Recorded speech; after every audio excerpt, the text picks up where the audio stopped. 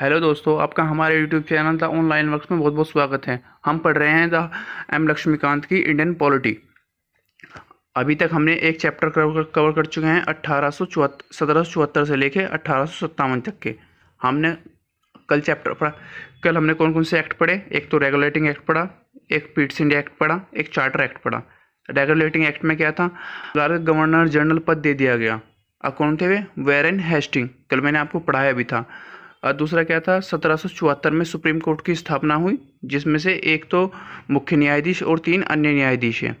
और present time में 31 न्यायाधीश हैं। एक तो मुख्य न्यायाधीश, एक चीफ जस्टिस ऑफ इंडिया है और 30 अदर जज हैं। और तीसरा है चार्टर एक्ट। चार्टर एक्ट में क्या था? जो बंगाल का गवर्नर जनरल था उसे भारत का गवर्नर जनरल बना दिया गया। इस तरीके से आगे बढ़ते हैं। आज है ताज का शासन। ताज का शासन क्या होता है? ताज का शासन वो होता है जो किसी राजा के अंडर आ जाता है।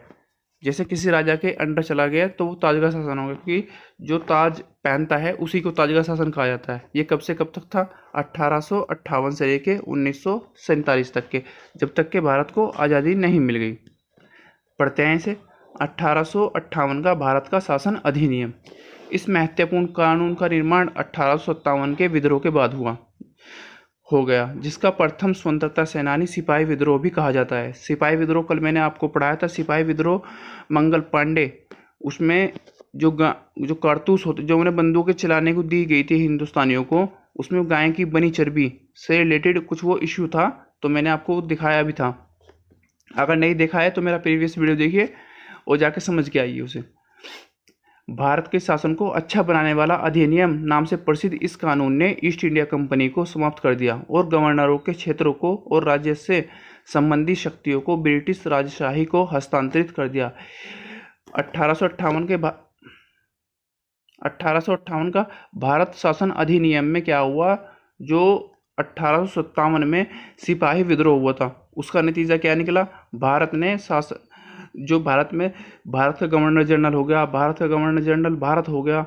ये सारे जो पद थे वे सारे ब्रिटिश राजशाही को हस्तांतरित कर दिए गए, क्योंकि उनकी समाप्ति हो गई। क्योंकि फिर ताज ने, महारानी एलिजाबेथ ने अब सब चीज़ अपने अंडर ले ली। इस अधिनियम की विशेषताएं क्या क्या थी? इसके तहत भारत का शासन सीधा महारानी विक्टोरिया के अधीन चला गया। मैंने बताया ना आपको, सीधा महारानी विक्टोरिया के चला गया। गवर्नर जनरल का नाम बदलकर भारत का वॉइस रॉय कर दिया गया।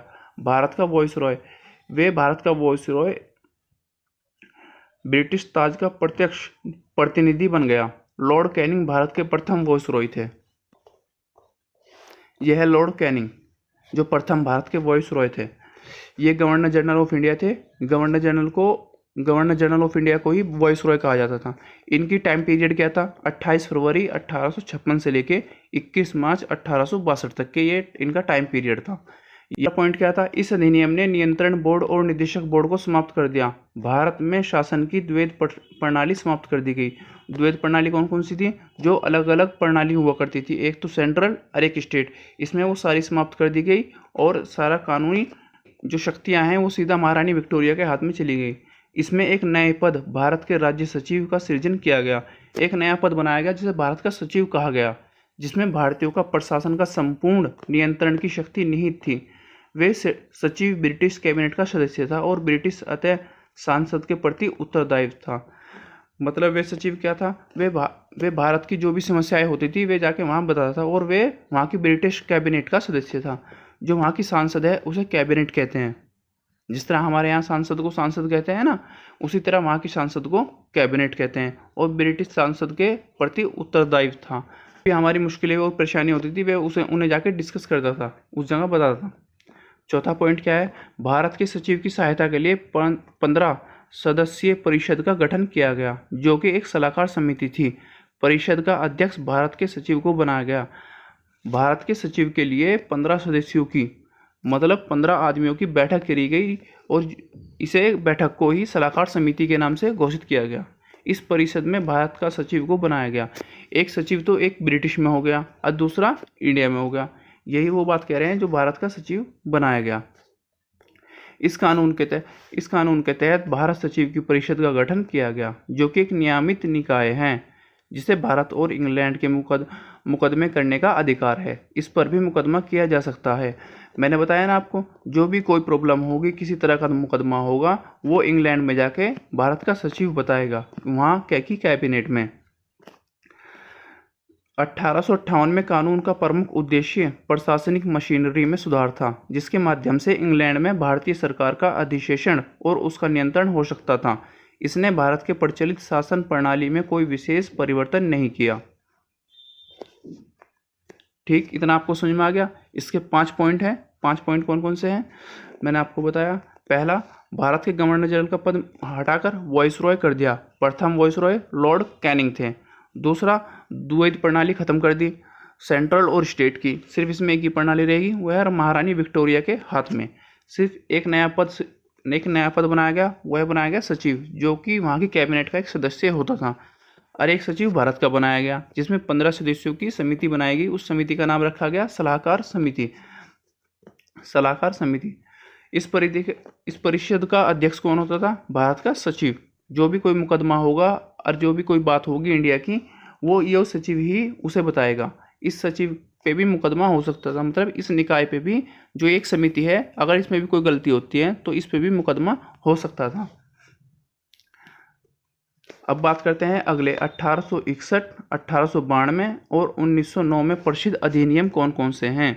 1857 की महान क्रांति के बाद ब्रिटिश सरकार ने महसूस किया कि भारत में शासन चलाने के लिए भारतीयों का सहयोग लेना आवश्यक है। इस सहयोग नीति के तहत ब्रिटिश संसद ने 1861, 1892 और 1909 में 3 अधिनियम पारित किए। 1861 का भारत परिषद अधिनियम भारतीय संवैधानिक और राजनीतिक इतिहास में एक महत्वपूर्ण अधिनियम है। अंग्रेजों को क्या महसूस हुआ 1857 की क्रांति के बाद?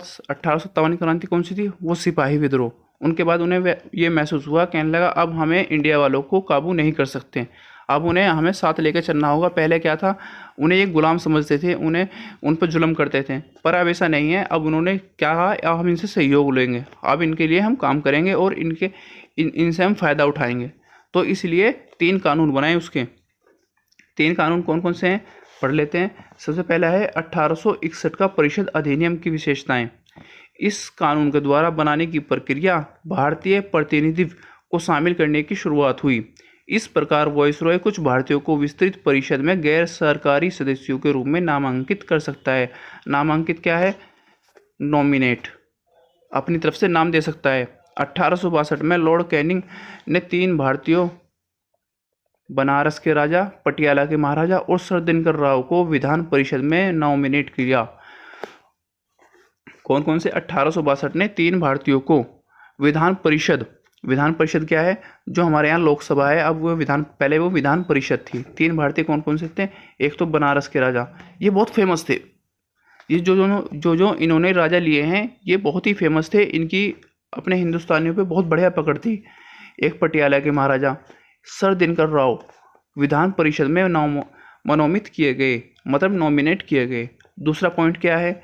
इस अधिनियम में मद्रास और बम्बई की प्रेसिडेंसी को विधायी शक्तियां पुनः केंद्रीकरण की प्रक्रिया शुरुआत की। इस प्रकार इस अधिनियम में रेगुलेटिंग एक्ट 1773 द्वारा हुई केंद्रीकरण की प्रवृत्ति को उलट दिया गया और 1833 में चार्टर अधिनियम के साथ ही अपने चरम पर पहुंच गए।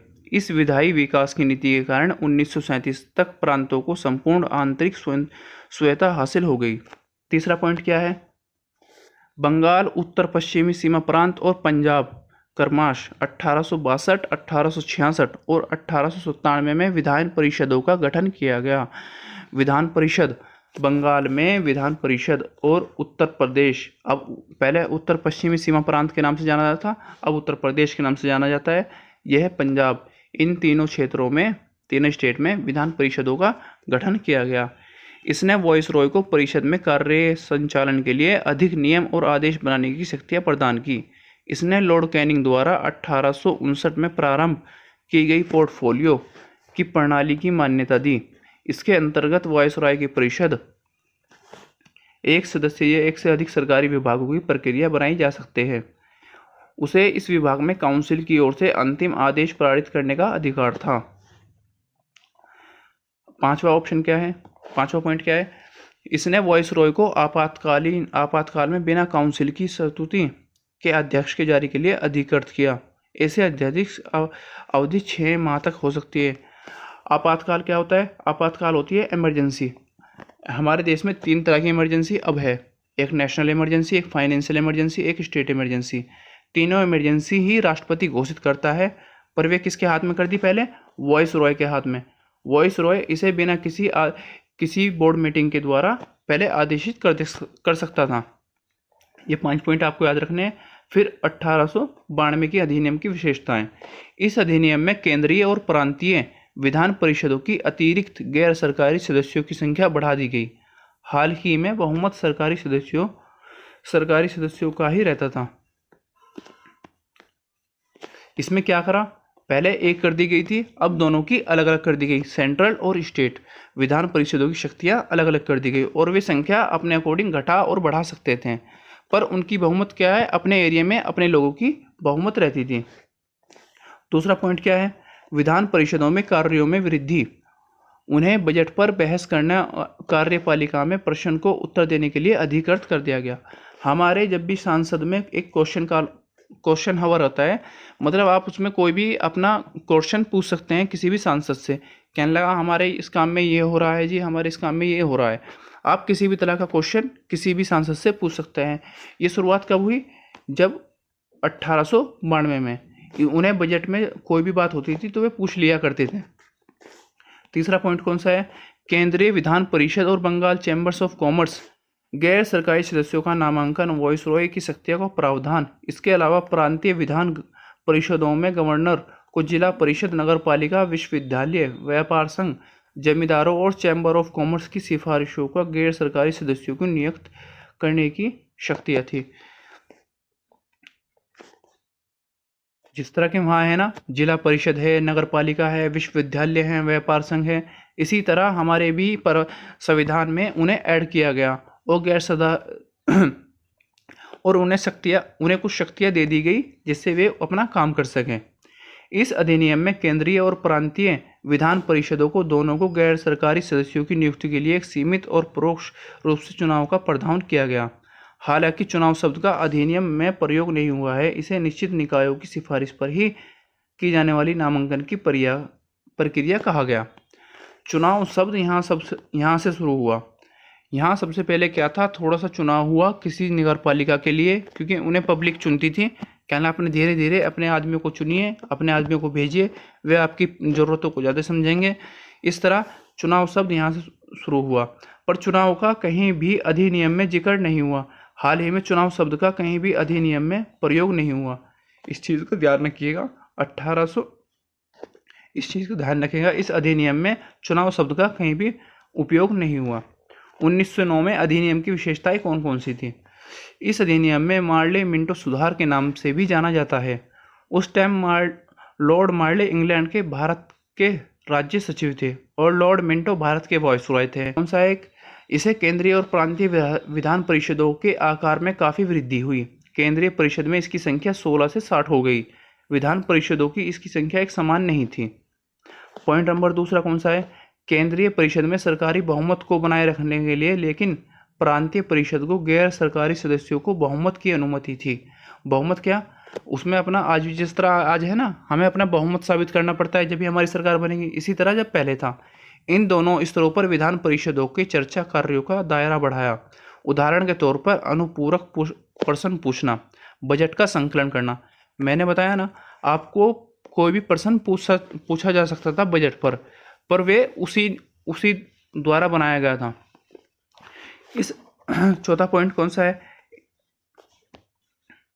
इस अधिनियम के अंतर्गत पहली बार किसी वॉइसरॉय को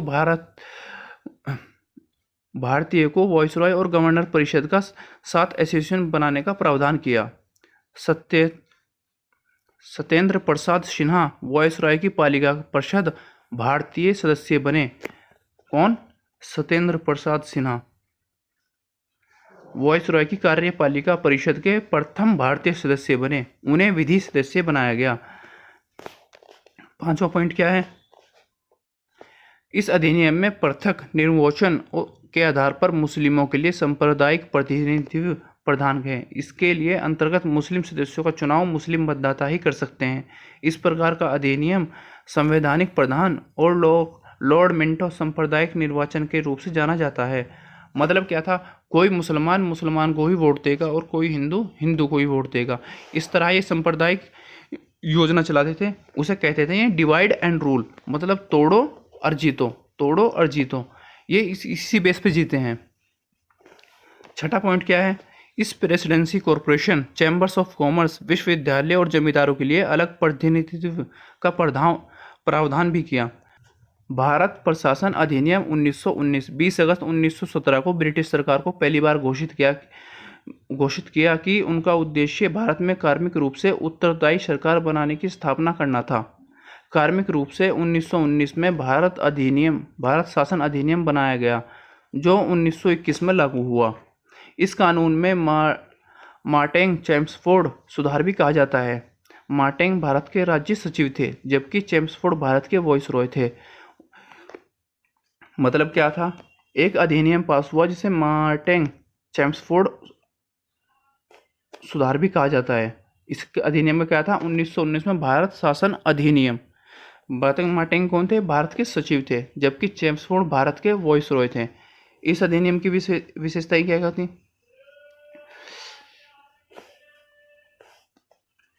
केंद्रीय और प्रांतीय विषयों की सूची की पहचान और उनके पृथक कर राज्यों के केंद्रीकरण कम कर दिया गया। मतलब केंद्रीय और स्टेट में जो उनकी पहचान थी उन्हें अलग अलग कर दी गई और उन्हें उनके काम एक तरह से करने की स्वीकृति दे दी गई। दूसरा पॉइंट क्या है, इसमें प्रांतीय विषयों को पुनः विभक्त किया गया और हस्तांतरित और आरक्षित किया गया। हस्तांतरित विषयों पर गवर्नर का शासन होता था और इस विषयों पर उन मंत्रियों की सहायता लेता था जो विधान परिषद के उत्तरदायी हैं। मतलब एमएलए हैं। एमएलए उत्तरदायी होता है किसी जिले का। दूसरी ओर आरक्षित विषयों पर गवर्नर कार्यपालिका की परिषद में सहायता से शासन करता था, जो विधान परिषद के प्रति उत्तरदायी नहीं था। शासन इस दोहरी व्यवस्था को द्वैत प्रणाली शासन व्यवस्था कहा गया। हाल ही में यह व्यवस्था काफी हद तक असफल रही। तीसरा पॉइंट क्या है, इस अधिनियम में पहली बार देश के द्विसदनीय व्यवस्था का प्रत्यक्ष निर्वाचन की व्यवस्था की गई। मतलब दो सदनी कौन कौन सी, एक लोकसभा एक राज्यसभा, इस तरह मानिए उन्हें चुनते हैं। चौथा पॉइंट क्या है, इसके अनुसार भारत वायसरॉय की कार्य परिषद में 6 सदस्यों की कमांडर इन चीफ को छोड़कर 3 सदस्यों की भारतीय सेना होना आवश्यक है। मतलब क्या, पहले भारतीय में किसी को भी सरकारी काम में एलोकेट नहीं किया जाता था, पर अब कमांडर इन चीफ को छोड़कर 3 सदस्यों का होना आवश्यक है। पांचवा पॉइंट क्या है, इसमें सांप्रदायिक आधारों पर सिखों, भारतीय ईसाइयों, आंग्ला भारतीयों और यूरोपियों में पृथक निर्वाचन के सिद्धांत को विस्तृत कर दिया गया। इनमें अलग अलग चुनाव की प्रक्रिया चालू की गई। छठा पॉइंट क्या है, इस कानून ने संपत्ति कर शिक्षा के आधार पर सीमित संख्या लोगों को मताधिकार का प्रदान किया। मतलब जो पढ़े लिखे लोग थे सिर्फ वही मत अपना दे सकते थे चुनने के, उन्हें सचिव को चुनने के लिए और वहाँ के वाइसरॉय को चुनने के लिए। सातवां पॉइंट क्या है, इस कानून ने लंदन और भारत के उच्चायुक्त के कार्यालय का सृजन किया। अब तक के भारत के सचिव द्वारा किए जा रहे कुछ कार्यों को उच्चायुक्त हस्तांतरित कर दिया गया। लंदन कहाँ है, लंदन है इंग्लैंड की राजधानी। याद रखिए, इंग्लैंड की राजधानी क्या है, लंदन। अब भारत की राजधानी दिल्ली। इस तरह लिंक करके चलते जाइए।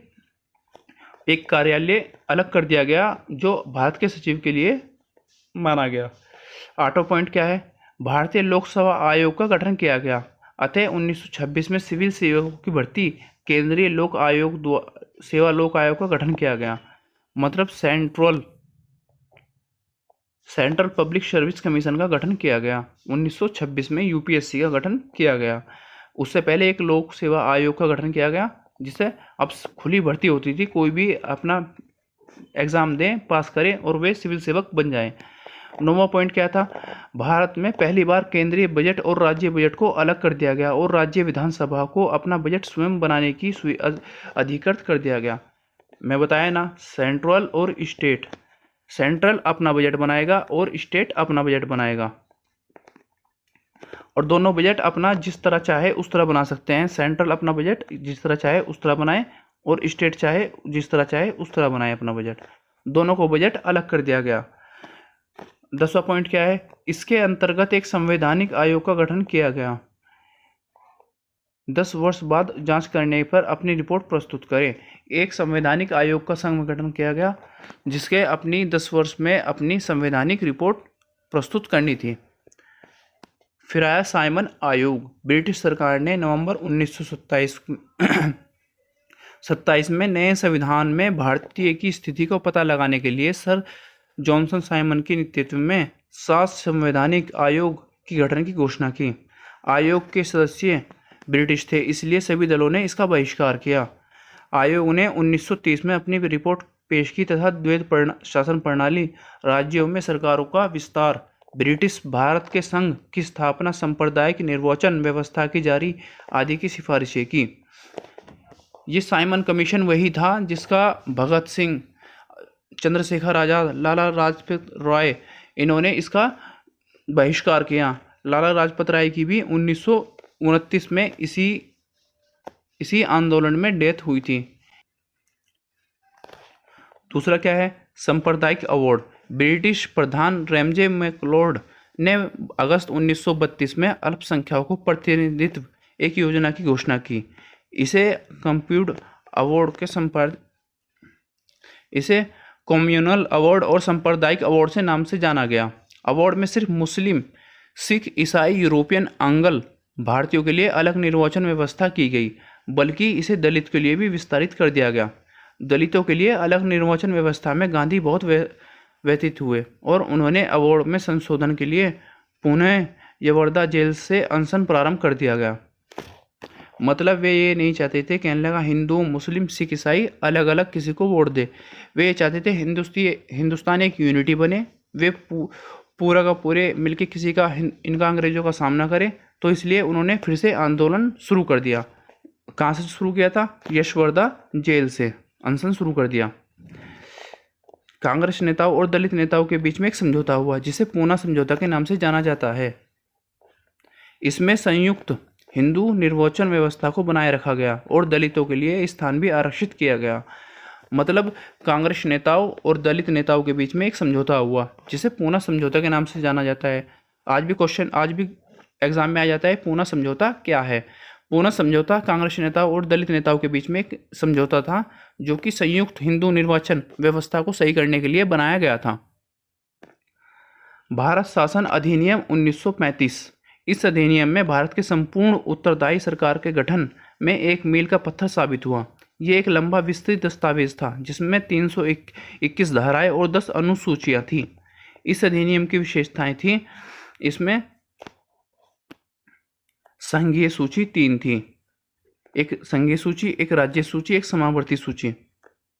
संघीय सूची में 59 विषय थे और राज्य सूची में 54 विषय थे और समावर्ती सूची में 36 विषय थे। दूसरा पॉइंट क्या है, इसमें प्रांतों की द्वैध प्रणाली समाप्त कर दी गई और प्रांतीय स्वायत्तता स्वारंभ कर दी गई। वही पॉइंट है, मतलब सेंट्रल अलग कर दिया गया और स्टेट अलग कर दिया गया। तीसरा पॉइंट क्या है, इसमें द्वैध शासन प्रणाली की स्वारंभ किया गया और संघीय वित्तीय स्थानांतरित और आरक्षित विषयों पर विभक्त करना पड़ा। प्रावधान कभी लागू नहीं हो सकता।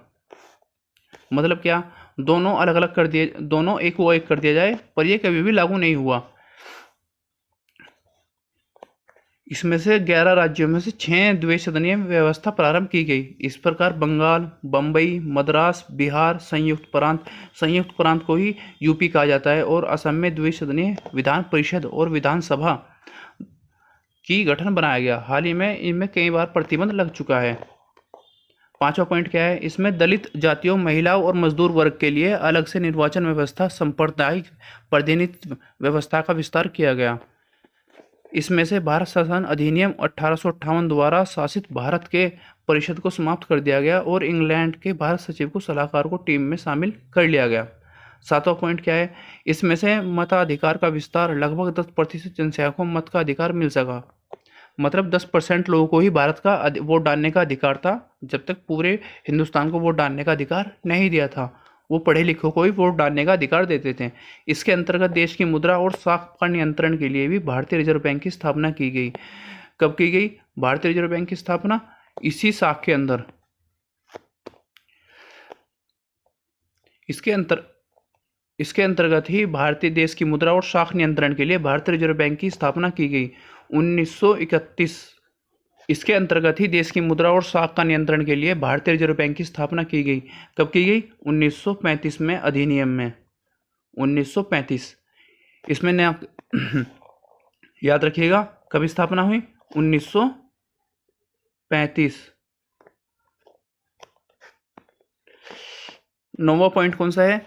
सेंट्रल तो अलग बनाए। जिस तरह 9वां पॉइंट कौन सा है? इसमें न केवल संघीय लोक सेवा आयोग की स्थापना की गई बल्कि प्रांतीय सेवा लोक की आयोग और उससे 2 या अधिक राज्यों के लिए संयुक्त सेवा आयोग की स्थापना की गई। मतलब एक सेंट्रल अपना एक अलग अलग आयोग बनाए और स्टेट एक अलग आयोग बनाए।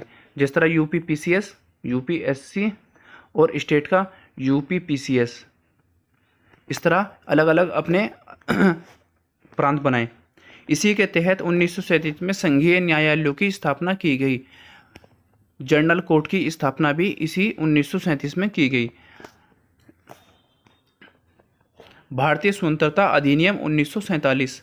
20 फरवरी 1947 को ब्रिटिश प्रधानमंत्री क्लाइमेट एटली ने घोषणा की कि 30 जून 1947 को भारत में ब्रिटिश शासन समाप्त हो जाएगा। इसके तहत उत्तरदायी भारतीय हाथों को सौंप दी जाएगी। इस घोषणा पर मुस्लिम लीग ने आंदोलन किया और भारत में विभाजन की बात कही। 30 जून 1947 को भारत ब्रिटिश सरकार ने फिर स्पष्ट किया कि 1947 को गठित संविधान सभा द्वारा बनाए गए संविधान उन क्षेत्रों में लागू नहीं होगा जो स्वीकार नहीं करेंगे।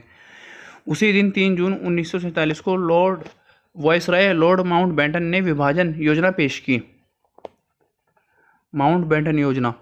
इस योजना में कांग्रेस और मुस्लिम लीग ने स्वीकार किया। इस प्रकार भारतीय संविधान अधिनियम 1947 बनकर उसे लागू कर दिया गया।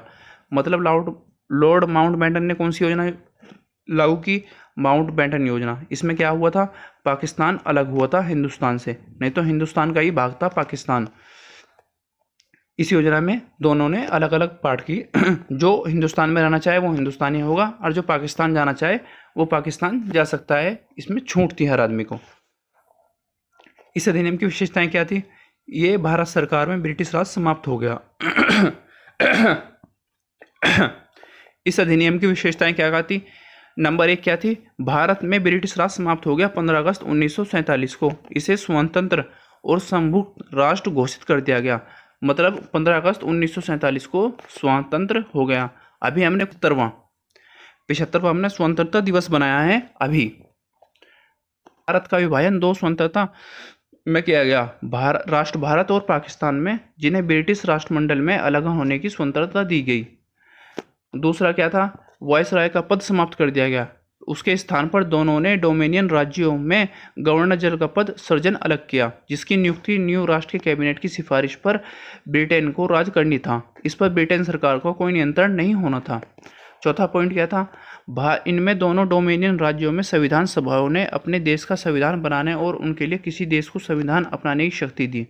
सभाओं को ये भी शक्तियाँ थी कि वे किसी ब्रिटिश कानून को समाप्त करने के लिए कानून बना सकती है। यहाँ तक कि स्वतंत्रता अधिनियम को भी निरस्त अधिकार था। 5वां पॉइंट क्या था? इन दोनों डोमिनियन राज्यों को संविधान सभाओं को ये शक्ति प्रदान की गई वे नए संविधान का निर्माण करे और कार्यान्वित होने तक संभावित क्षेत्रों को विधानसभा सकती है। 15 अगस्त 1947 के बाद ब्रिटिश संसद ने पारित लागू हुआ। इस अधिनियम में दोनों डोमिनियन पर तब तक लागू नहीं होगा तब तक के दोनों डोमिनियन इस कानून को मानने के लिए कानून नहीं बना लेंगे। छठा पॉइंट क्या है? इस कानून ने ब्रिटेन में भारत सचिव का पद समाप्त कर दिया।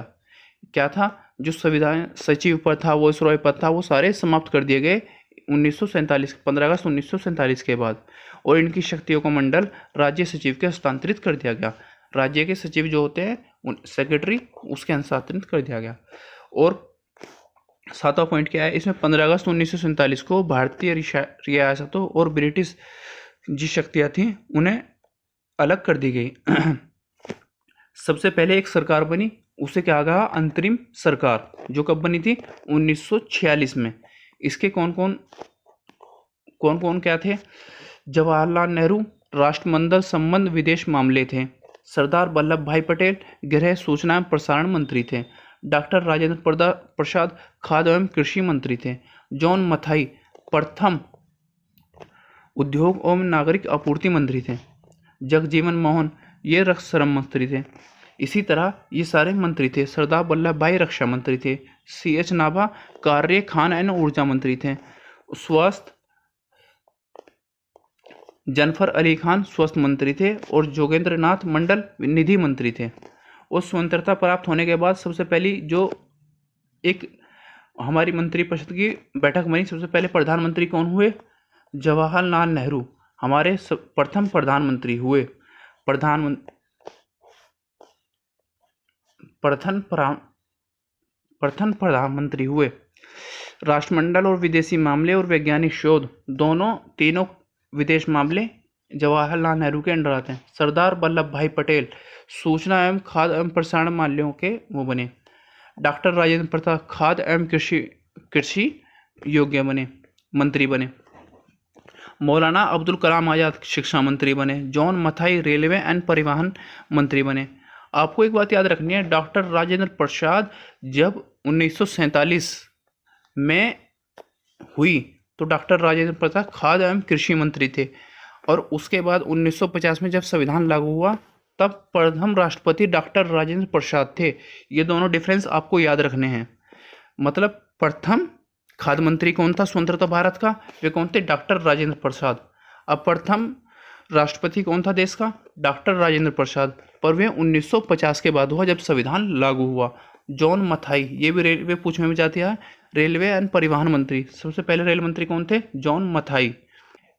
आज का चैप्टर यहीं खत्म होता है। अब ये हमारा हिस्ट्रिकल बैकग्राउंड चैप्टर खत्म हो चुका है। अब दूसरा चैप्टर चलेगा, तो आप ज़्यादा से ज़्यादा रिवीजन कीजिए, ज़्यादा से ज़्यादा चीज़ों को जोड़ने की कोशिश कीजिए। जितना आप जोड़ेंगे उतना आप जल्दी याद कर पाएंगे उस चीज़ को। आपका दिन अच्छा जाए। जय हिंद।